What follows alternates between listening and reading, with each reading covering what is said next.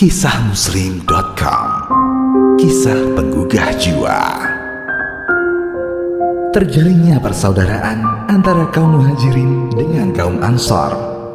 Secara umum, Islam menyatakan seluruh kaum muslimin adalah bersaudara sebagaimana disebutkan dalam firman Allah Ta'ala Surat Al-Hujurat ayat 10 yang artinya, sesungguhnya orang-orang mukmin adalah bersaudara. konsekuensi dari persaudaraan itu, maka Islam mewajibkan kepada umatnya untuk saling tolong-menolong dalam al-haq. Namun yang menjadi fokus pembicaraan kita kali ini bukan persaudaraan yang bersifat umum ini, tetapi persaudaraan yang bersifat khusus antara kaum muhajirin dengan kaum ansar. Persaudaraan antara kaum muhajirin dan kaum ansar yang dideklarasikan Rasulullah Sallallahu Alaihi Wasallam memiliki konsekuensi lebih khusus bila dibandingkan dengan persaudaraan yang bersifat umum.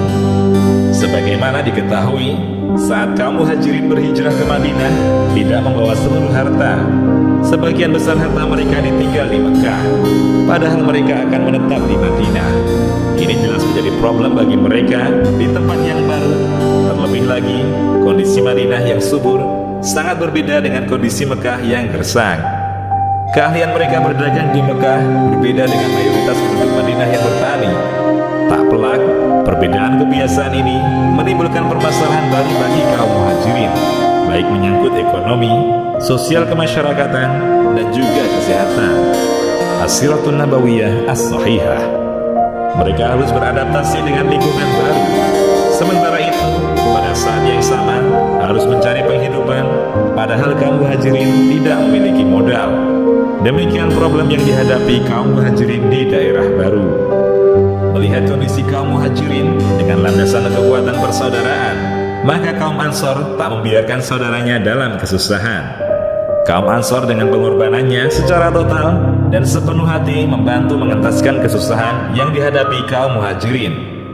Pengorbanan kaum ansor yang mengagumkan ini diabadikan di dalam Al-Quran, Surat Al-Hasyr ayat 9, yang artinya, dan orang-orang yang telah menempati kota Madinah dan telah beriman, yakni kaum ansor, sebelum kedatangan mereka kaum muhajirin, mereka mencintai orang yang berhijrah kepada mereka, dan mereka tiada menaruh keinginan dalam hati mereka terhadap apa-apa yang diberikan kepada mereka orang-orang muhajirin.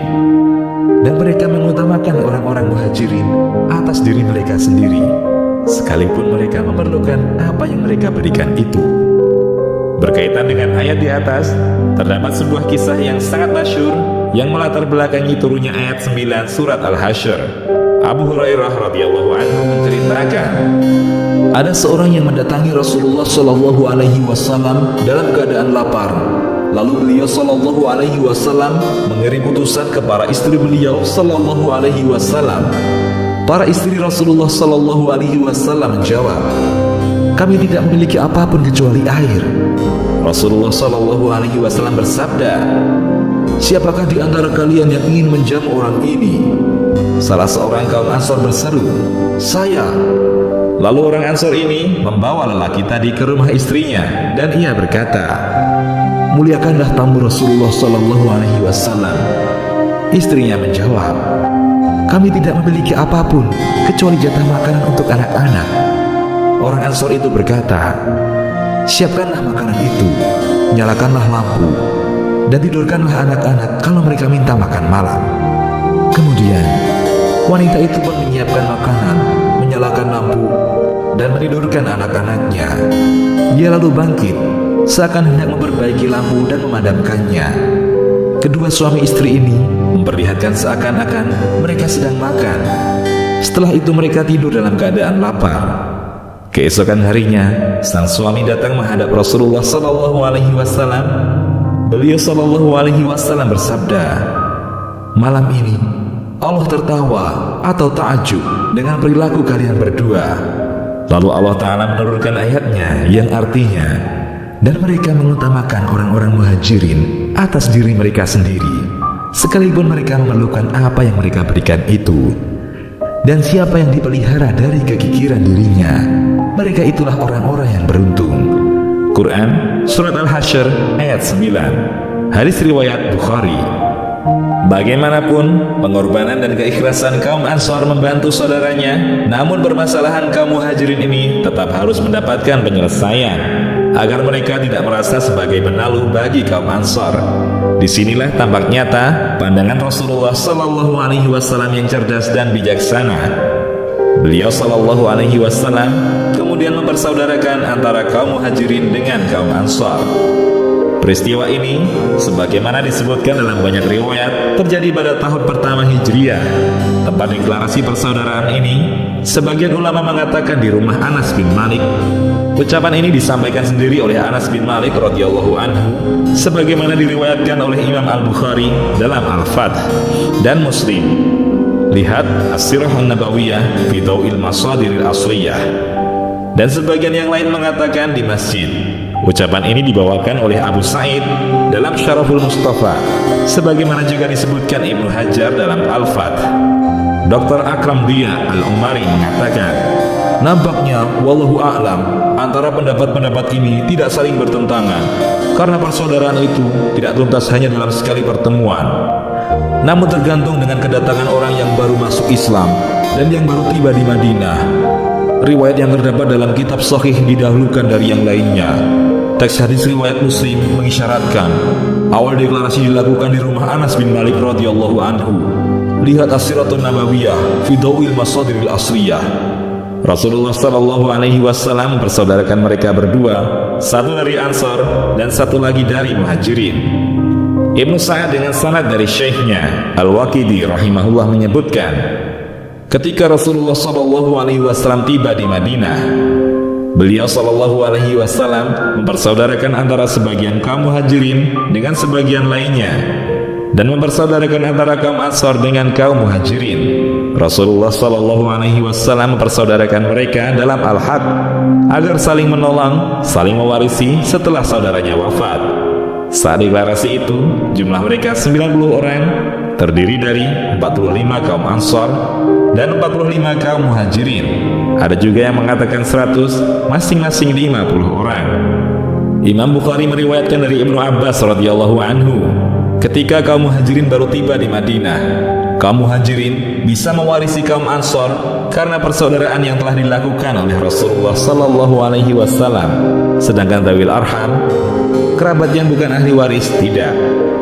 Di antara contoh praktis buah dari persaudaraan yang dilakukan Rasulullah Sallallahu Alaihi Wasallam, yaitu kisah Abdurrahman bin Auf radhiyallahu anhu dengan Sa'ad bin Rabi radhiyallahu anhu. Sa'ad radhiyallahu anhu berkata kepada Abdurrahman radhiyallahu anhu, aku adalah kaum Ansor yang paling banyak harta. Aku akan membagi hartaku setengah untukmu. Pilihlah di antara istriku yang kau inginkan, dan aku akan menceraikannya untukmu. Jika selesai masa iddahnya, engkau bisa menikahinya. Mendengar pernyataan saudaranya itu, Abdurrahman radhiyallahu anhu menjawab, aku tidak membutuhkan hal itu. Adakah pasar di sekitar sini tempat berjual beli? Lalu Sa'ad radhiyallahu anhu menunjukkan pasar Qainuqa. Mulai saat itu, Abdurrahman radhiyallahu anhu sering pergi ke pasar untuk berniaga, sampai akhirnya ia berkecukupan dan tidak memerlukan lagi bantuan dari saudaranya. Hadis ini selengkapnya bisa dilihat dalam Sahih Al-Bukhari. Persaudaraan yang dijalin oleh Rasulullah Sallallahu Alaihi Wasallam terus berlanjut ketika kaum Muhajirin merasa sudah biasa, tidak asing lagi, dan sudah mengetahui cara mencari nafkah. Maka Allah Ta'ala menggugurkan syariat waris mewarisi dengan sebab tali persaudaraan seperti ini, namun tetap melanggengkan persaudaraan kaum mukminin. Allah Ta'ala berfirman yang artinya, dan orang-orang yang beriman sesudah itu kemudian berhijrah dan berjihad bersamamu, maka orang-orang itu termasuk golonganmu juga. Orang-orang yang mempunyai hubungan kerabat itu sebagiannya lebih berhak terhadap sesamanya daripada yang bukan kerabat di dalam kitab Allah. Quran Surat Al-Anfal ayat 75. Dan firman-Nya yang artinya, dan orang-orang yang mempunyai hubungan darah satu sama lain lebih berhak mewarisi di dalam kitab Allah daripada orang-orang mukmin dan orang-orang muhajirin, kecuali kalau kamu mau berbuat baik kepada saudara-saudaramu seagama. Yang demikian itu telah tertulis di dalam kitab Allah. Quran Surat Al-Ahzab ayat 6. Peristiwa penghapusan saling mewarisi ini terjadi pada saat perang Badar. Ada juga riwayat yang menjelaskan terjadi pada saat perang Uhud. Ibnu Abbas radhiyallahu anhu menyebutkan, yang digugurkan adalah saling mewarisi, sedangkan tolong menolong dan saling menasihati tetap disyariatkan. Dan dua orang yang telah dipersaudarakan bisa mewasiatkan sebagian harta warisannya untuk saudaranya. Inilah pendapat Imam An-Nawawi rahimahullah. Lihat Sahih Muslim. Di antara bukti yang menunjukkan persaudaraan ini terus berlanjut namun tidak saling mewarisi, yaitu Rasulullah Shallallahu Alaihi Wasallam mempersaudarakan antara Salman Al-Farisi radhiyallahu anhu dengan Abu Darda radhiyallahu anhu. Padahal Salman radhiyallahu anhu masuk Islam pada masa antara perang Uhud dan perang Khandaq. Rasulullah Shallallahu Alaihi Wasallam juga mempersaudarakan antara Muawiyah bin Abi Sufyan radhiyallahu anhu dengan Al-Hattad At-Tamimi radhiyallahu anhu, juga antara Ja'far bin Abi Thalib radhiyallahu anhu dengan Mu'adz bin Jabal radhiyallahu anhu. Semua peristiwa ini terjadi setelah perang Uhud. Ini menunjukkan persaudaraan itu masih disyariatkan namun tidak saling mewarisi. Pelajaran dan hikmah.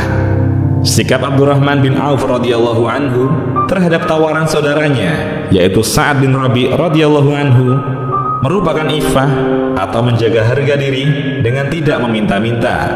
Tampak kesiapan mental kaum muhajirin untuk melakukan pekerjaan yang sanggup mereka lakukan. Demikian, Allahu a'lam. Kisahmuslim.com.